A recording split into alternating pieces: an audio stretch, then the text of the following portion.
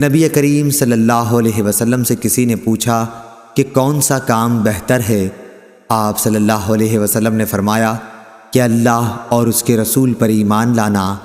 پوچھا گیا کہ پھر اس کے بعد؟ آپ نے فرمایا کہ اللہ کے راستے میں جہاد کرنا۔ پھر پوچھا گیا کہ پھر اس کے بعد؟ آپ صلی اللہ علیہ وسلم نے فرمایا کہ حج مبرور۔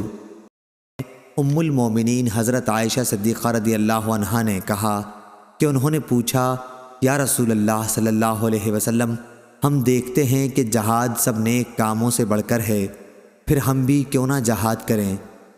حضور صلی اللہ علیہ وسلم نے فرمایا کہ نہیں، بلکہ سب سے افضل جہاد حج ہے جو مبرور ہو۔ عباس رضی اللہ عنہ نے بیان کیا کہ یمن کے لوگ راستے کا خرچ ساتھ لائے بغیر حج کے لیے آ جاتے تھے۔ کہتے تو یہ تھے کہ ہم توکل کرتے ہیں، لیکن جب مکہ آتے تو لوگوں سے مانگنے لگتے۔ اس پر اللہ تعالیٰ نے یہ آیت نازل فرمائی، اور توشہ لے لیا کرو کہ سب سے بہتر توشہ تو تقوی ہی ہے۔